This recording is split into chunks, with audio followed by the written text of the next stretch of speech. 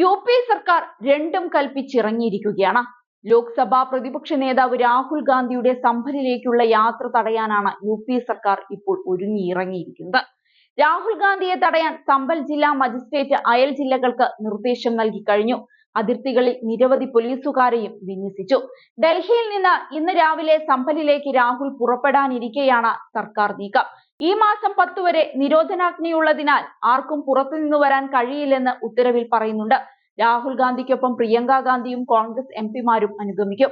രാഹുൽ ഗാന്ധിയും ഒപ്പം പ്രിയങ്ക ഗാന്ധിയും അടങ്ങുന്ന കോൺഗ്രസ് എംപിമാരും ബുധനാഴ്ച സമ്പൽ സന്ദർശിക്കുമെന്ന് ഉത്തർപ്രദേശ് കോൺഗ്രസ് അധ്യക്ഷൻ അജയ് റായിയാണ് കഴിഞ്ഞ ദിവസം അറിയിച്ചത്. കൂടാതെ കോൺഗ്രസ് ജനറൽ സെക്രട്ടറിയും ഉത്തർപ്രദേശിന്റെ ചുമതലയുള്ള അവിനാഷ് പാണ്ഡെയും ഒപ്പമുണ്ടാകും. പോലീസ് വെടിവയ്പിൽ കൊല്ലപ്പെട്ടവരുടെ കുടുംബാംഗങ്ങളുമായി രാഹുൽ കൂടിക്കാഴ്ച നടത്തും.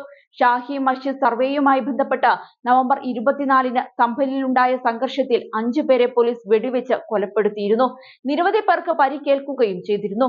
സ്ഥലം സന്ദർശിക്കാനിരുന്ന മുസ്ലിം ലീഗ്, സമാജ്വാദി പാർട്ടി എംപിമാരെ നേരത്തെ യു.പി. പോലീസ് തടഞ്ഞിരുന്നു.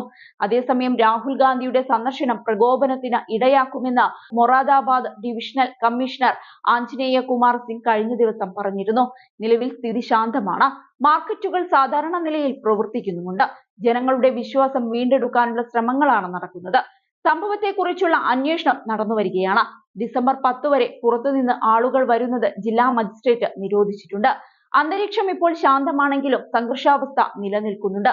ആരെങ്കിലും പുറത്തുനിന്ന് വന്നാൽ പ്രകോപനം കാരണം എന്തെങ്കിലും സംഭവിക്കാൻ സാധ്യതയേറെയാണ്. പുറത്തുനിന്ന് ആരും വരരുതെന്ന് ഞങ്ങൾ അപേക്ഷിക്കുകയാണ്. അങ്ങനെയാണെങ്കിൽ സമാധാനം പൂർണ്ണമായും പുനഃസ്ഥാപിക്കാൻ സാധിക്കും. പ്രതിപക്ഷ നേതാവ് രാഹുൽ ഗാന്ധിയുടെ സന്ദർശനം റദ്ദാക്കാൻ അപേക്ഷിക്കുകയാണെന്നായിരുന്നു ആഞ്ജനേയ കുമാർ സിംഗ് കഴിഞ്ഞ ദിവസം പറഞ്ഞത്. അതേസമയം ഷാഹി ജുമാ മസ്ജിദ് വിഷയം പാർലമെന്റിൽ ഉയർത്തി സമാജ്വാദി പാർട്ടി എംപി അഖിലേഷ് യാദവ് രംഗത്ത് വന്നിരുന്നു. പള്ളിയിൽ നടന്ന സംഘർഷം മുൻകൂട്ടി ആസൂത്രണം ചെയ്തതാണെന്നും സാമുദായിക ഐക്യം തകർക്കുകയായിരുന്നു ലക്ഷ്യമെന്നും അഖിലേഷ് ആരോപിച്ചിരുന്നു. ശൂന്യവേളയിലാണ് അഖിലേഷ് ഈ വിഷയം ഉന്നയിച്ചത്. സാഹോദര്യത്തിന് പേരുകേട്ട സ്ഥലമാണ് സമ്പൽ. സംഘർഷത്തിന് പിന്നിൽ വ്യക്തമായ ആസൂത്രണം നടന്നിട്ടുണ്ട്. ബി.ജെ.പിയും സഖ്യകക്ഷികളും ഓരോ വിഷയങ്ങൾ കുഴിച്ചെടുക്കുകയാണ്. ഇത് രാജ്യത്തിന്റെ സാഹോദര്യത്തെ ആകെ തകർക്കും. സംഘർഷമുണ്ടായപ്പോൾ സമ്പൽ ഭരണം അനാവശ്യ തിടുക്കം കാണിച്ചു.